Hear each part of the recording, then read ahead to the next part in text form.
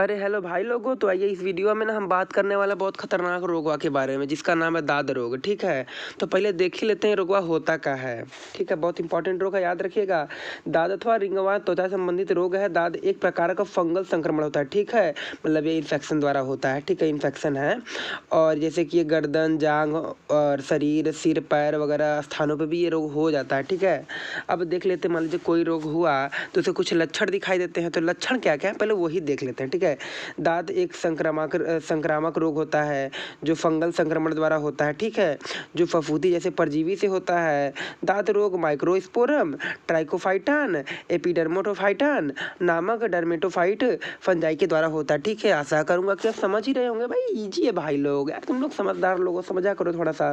और इसके मान लीजिए कोई रोग हो गया तो उसके कुछ लक्षण भी दिखाई देते हैं कि नहीं देते हैं, तो उनके बारे में भी जान लेते हैं।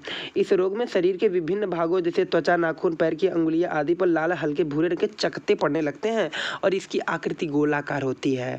और ये इसे अंगूठी आप देखे ना तो उसी आकार का होता है।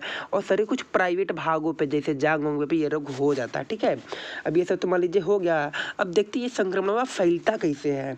पहला तो दाद संक्रमित व्यक्ति की त्वचा, मतलब जैसे मान लीजिए कोई व्यक्ति है वो मान लीजिए स्वस्थ है और वो मिलता है किसी संक्रमित जिसे जिसे कोई दाद ओद हुआ उससे मिलता है ना, तो उसको भी ये रोग हो जाता है। ठीक है, और दूसरा हो जाएगा दाद से ग्रसित जानवरों की, मतलब मान लीजिए कोई जानवर है वो दाद उसको हुआ है, यदि आप उसके संपर्क में जाते हैं तो ये रोग आपको भी हो जाएगा। ठीक है, बहुत खतरनाक हो रहेगा भैया, थोड़ा समझ के रहिएगा और दवाई दर्पण पे आप लोग ध्यान दीजिएगा।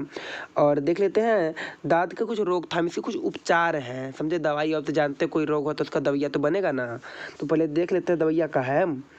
स्वस्थ और स्वच्छ व्यवहार का आचरण करते हुए दाद के संक्रमण की रोकथाम की जा सकती है, समझ रहे हो।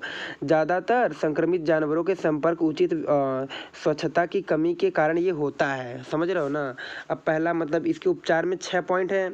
तो पहले पॉइंट में आपका आ जाएगा जानवरों को स्पर्श करने के बाद हाथ धोएं। ठीक है, और दूसरा हो जाएगा पालतू जानवरों के रहने की जगह को स्वच्छ और कीटाणु रहित बना दीजिए। और तीसरा हो जाएगा अगर आपकी प्रतिरक्षा प्रणाली कमजोर है तो उसे मजबूत, सक्रिय बनाइए, ताकतवर बनाइए। भाई ये तो लड़ेगा ना, अब कोई रोग है तो हमारा प्रतिरक्षा ही लड़ेगा ना उससे, और हम तो लड़ने जाएंगे नहीं।